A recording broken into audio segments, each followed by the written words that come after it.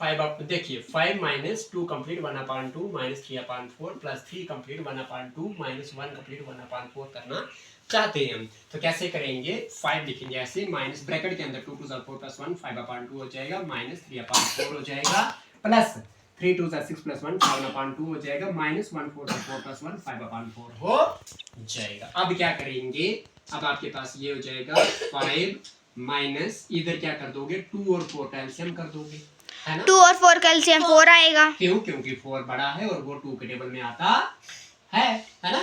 तो 4 को डिवाइड किससे करेंगे, 2 से। आएगा कितना 2 2 5 जा 10 आ जाएगा माइनस 4 को डिवाइड किससे करेंगे 4 से। आएगा 1 3 bracket close plus bracket start 2 और 4 का एलसीएम अगेन 4 आ जाएगा। 4 को डिवाइड करेंगे 2 के साथ आएगा 2 2 7 जार क्या हो जाएगा 14 माइनस 4 को डिवाइड करेंगे 4 के साथ आएगा 1 5 जार 5। यहाँ तक क्लियर है आपका, ठीक है। अब कैसे ये आएगा माइनस 5 7/4 ब्रैकेट क्लोज प्लस ये 9/4। वेरी गुड, ठीक है। अब आपके पास क्या हो जाएगा, ये हो जाएगा 5 देख लो सर जी ब्रैकेट क्लोज खोल दो ना। ये ऐसे ही 7/4 प्लस 9/4 यही है। एलसीएम 4 आएगा 9 और 7 को प्लस कर दे। पहले इधर कर लो, है ना। तो ऐसे करोगे तो क्या हो जाएगा, ये हो जाएगा 5 माइनस 4 और 4 का एलसीएम 4 आ जाएगा। ऊपर एज इट इज लिखना पड़ेगा 7 प्लस 9। कोई डाउट तो नहीं। अब इसके बाद इधर आ जाओ, है ना। ये हो जाएगा 5 माइनस 7 प्लस 9 कितना होता है 16/4।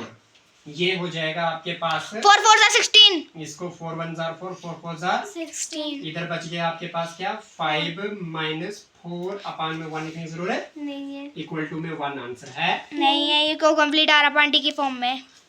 क्यों कंप्लीट आरापांडी के फॉर्म में? हाँ, यानी 16 को डिवाइड करना है ना 4 से। अच्छा हाँ, फिर उसको माइनस कर देना है, लेकिन 4 तब भी 4 जा रही है। नहीं, ये गलती कर दी हमने ना, इसको डिवाइड करके वो कट नहीं करना है, ठीक है। ये आप ही लोगों ने कट करवा दिया, गलती हो गई यहाँ पे। तो 16 माइनस 4 आ गया, है ना। अब क्या उस साइड के लिए कर लो, यहाँ पे किया हुआ है तो। अच्छा देखो देखो यहाँ पे क्या हो जाएगा, जिसका पान कुछ उसका पान 1 1 और 4 कैल्शियम 4। तो इधर 4 5 जार 20 माइनस 1 16 जार 16। तो 20 में 16 गया 4 अपान में 4 आंसर 1 आना चाहिए। क्या हुआ?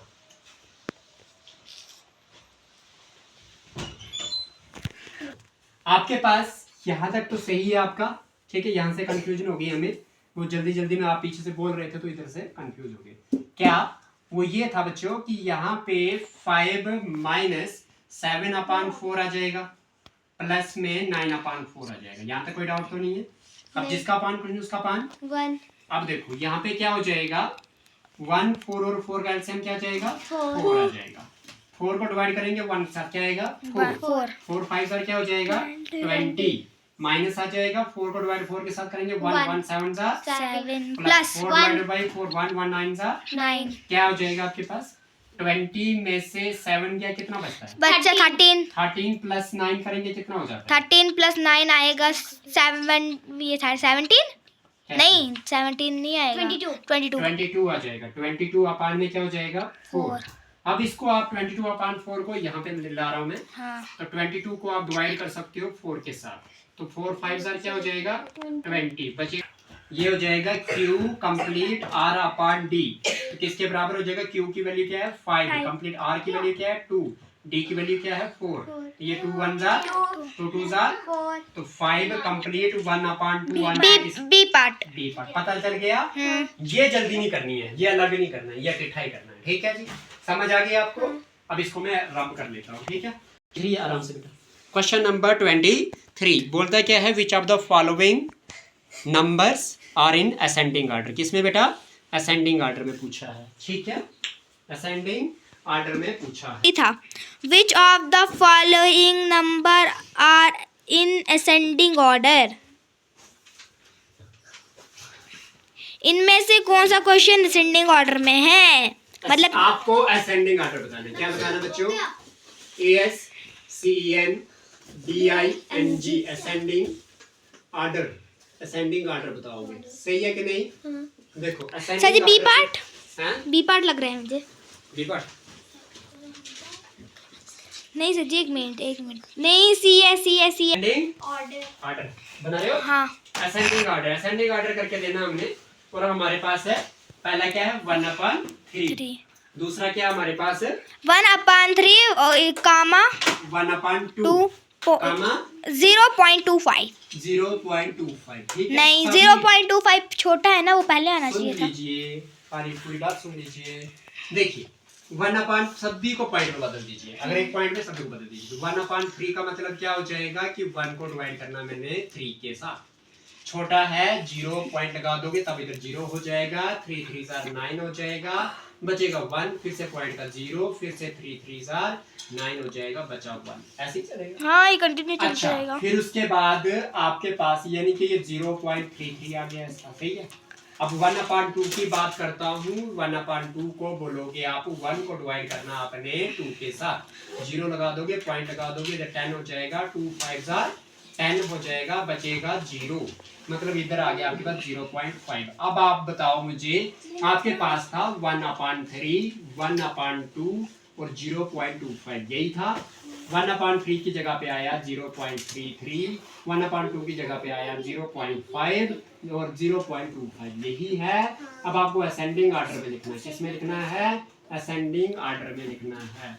असेंडिंग ऑर्डर में लिखने के लिए आप क्या करोगे, देखोगे पॉइंट के बाद इधर 3 है, पॉइंट के बाद इधर 5 है, पॉइंट के बाद इधर 2 है, तो पॉइंट के बाद 2 आएगा, 0.25 आएगा, उसके बाद आपके पास 0.3 आएगा, उसके बाद आपके पास 0.5 आएगा, सही है?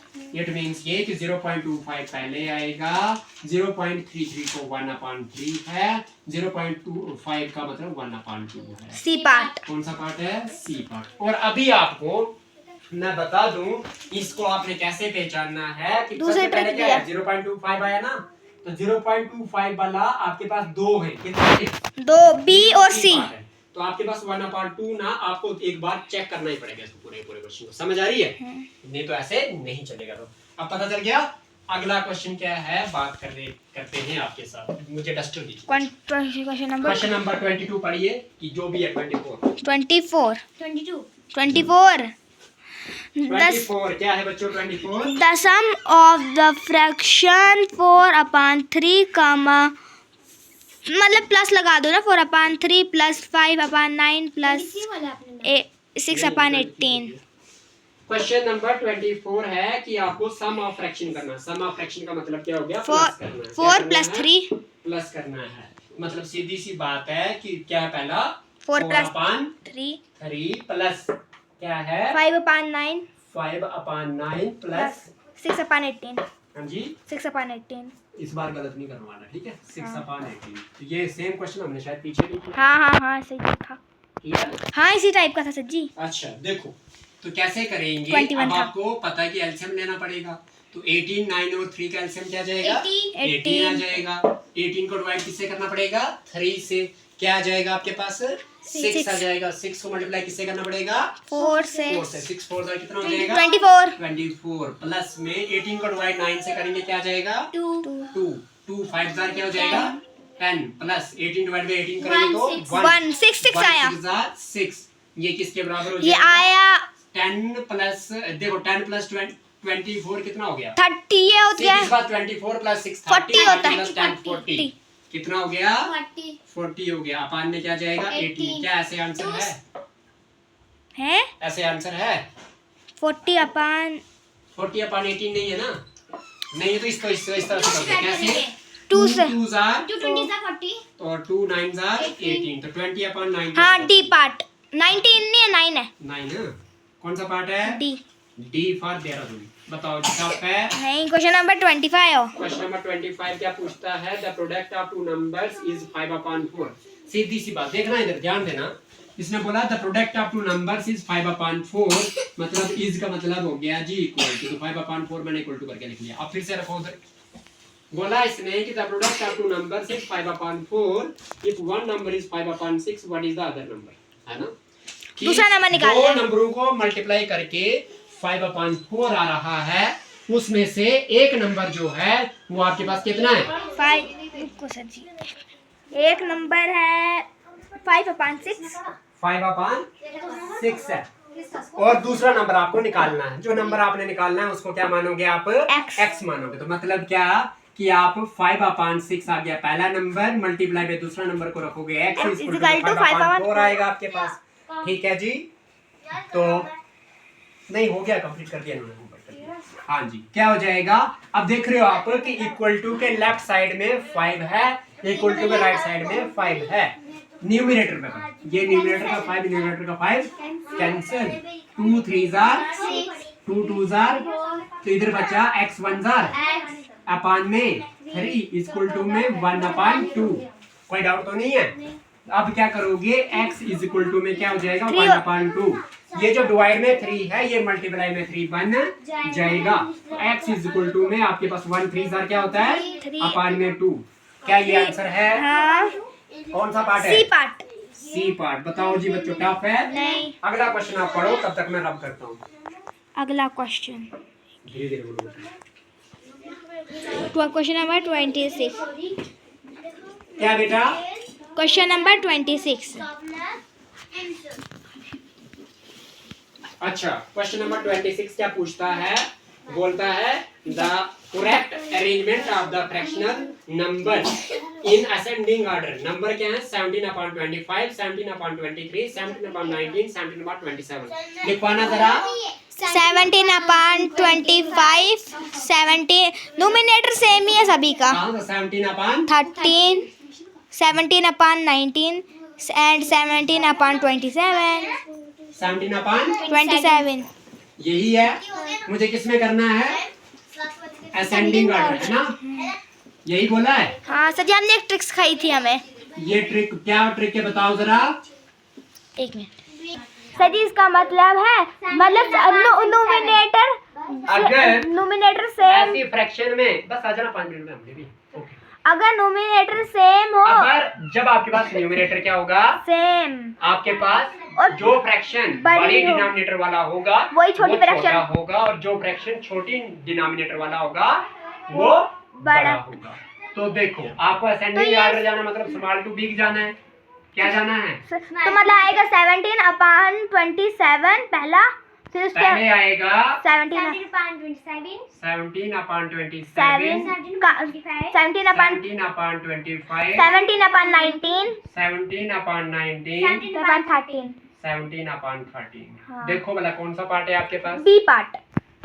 देखो बच्चों, इसको पहचानने का तरीका क्या था? जैसे आपको 17/27 बड़ा लगा, यानी कि सबसे छोटा लगा, तो आपके पास बी और सी पार्ट दोनों सेम दिख रहे हैं ना। लेकिन इसके बाद 27 के बाद क्या आना चाहिए था डिनोमिनेटर? 25। हाँ, और वो बी में ही है। जो बी में ही है तो आपके पास बी पार्ट आ गया। समझ आ गई है? ये आपको फार्मूला पता था तो बस फिर आसान हो गया। आसान हो गया। तो क्वेश्चन नंबर कौन सा बच्चों? 27। 23 भी ऐसे ही कर सकते थे हम। 27 में क्या है बच्चों? 27 में है क्वेश्चन नंबर 27, कहते हैं विच of the following is the largest fraction. इनमें से सबसे बड़ी फ्रैक्शन कौन सी है? 5/6, 9/10, 7/9 और 10/11। यही है। देखो 5 और 6 का डिफरेंस क्या है? 1 का। 9 और 10 का डिफरेंस क्या है? 1 का। 7 और 9 का डिफरेंस क्या है? 2 का। 10 और 11 का डिफरेंस क्या है? 1 का। जब डिफरेंस सेम होता है तो तब आपके पास बड़ा न्यूमरेटर वाला बड़ा फ्रैक्शन कहलाता है। ठीक है? हाँ, तो बड़ा नोमिनेटर 10 है, डी पार्ट। आपको बोला है लार्जेस्ट, क्या पूछा है? लार्जेस्ट। तो बेटा 7/9 और 10/11 का पेयर वो करना है। क्योंकि इन तीनों में, इसमें और इसमें सबसे बड़ा तो यही है। क्योंकि सब इन तीनों में सबसे बड़ा न्यूमरेटर इसी का है, तो यही बड़ा हुआ। तो मुझे क्या करना पड़ेगा? 10/11 और जो 7/9 है इनको कंपेयर करना पड़ेगा। और किस तरह से करेंगे? क्रॉस में करेंगे। 9 टाइम्स 90 आ गया, और 11 77। मुझे बताओ बड़ा कौन सा आया? 10/11 वाला। क्योंकि अब 10/11 को हम करते हैं 9/11, और किसी से कंपेयर करना ही नहीं, क्योंकि बाकी सारे छोटे ही है। छोटे। तो मतलब डी पार्ट। कोई डाउट है बच्चों? नहीं। नहीं है ना? नहीं। अच्छा, जैसे कि अजा ने कहा कि 23rd हम क्वेश्चन ऐसे कर सकते थे। 23rd क्वेश्चन क्या था बच्चा? क्या था? ये विच और 1/3, 1/2 और 0.25। सर जी क्वेश्चन ये ऑप्शन है 1/3, 1/2 और 0.25 ये ऑप्शन है। हाँ चलो जो भी है, इसमें से बोला था असेंडिंग ऑर्डर क्या है। हाँ सर जी मैंने बुक से ही देखो, निकाल देखो, दिया था। आपने सही बोला था कि इसमें हम क्या करेंगे, हम देखेंगे कि अगर न्यूमरेटर सेम है, न्यूमरेटर सेम है तो क्या हो जाएगा, जो छोटा न्यूमरेटर होगा वो छोटा होगा, सॉरी जो डिनोमिनेटर बड़ा होगा वो छोटा होगा। तो 1/3 जो है, 1 न्यूमरेटर दोनों के सेम है, तो बड़ा डिनोमिनेटर क्या है 3 है, तो ये छोटा है, ये छोटा, तो 1/3 पहले आएगा, है ना? उसके बाद क्या आएगा 1/2 आएगा। अब हाँ लेकिन 0.25 इनसे भी छोटा है तो वो सबसे पहले आ जाएगा। ये कैसे पता चलेगा आपको कि इनसे भी छोटा है? क्योंकि ये पहला लेटर इसका वो 0 है। नहीं, इधर भी तो 0 आ सकता है, इधर भी तो 0 आया था। 1/3 को डिवाइड करोगे तो क्या आ जाएगा आपको, 1 को डिवाइड करोगे 3 के साथ, छोटा है 1 है, 0 लगा दोगे, पॉइंट लगेगा, तब जाके 0 हाँ। 3 3 जा 9 9, फिर एक बचा, फिर से 3 3 जा 9, ये पॉइंट का 0 लग गया था ना एक 3 में, मतलब 0.33 आया वो।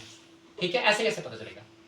इसीलिए मैंने इसको डिवाइड करके किया था आपको। ठीक है जी, ये वाला तरीका तो ठीक था, इन दो को चेक करने के लिए ठीक था कि बड़ा छोटा ये और बड़ा ये है, लेकिन ये इनका तो पता नहीं ना चलेगा इसको, तो इनको भी पॉइंट में कन्वर्ट करना पड़ा। समझ आ गई है? बस चलिए यार, थैंक यू सो मच।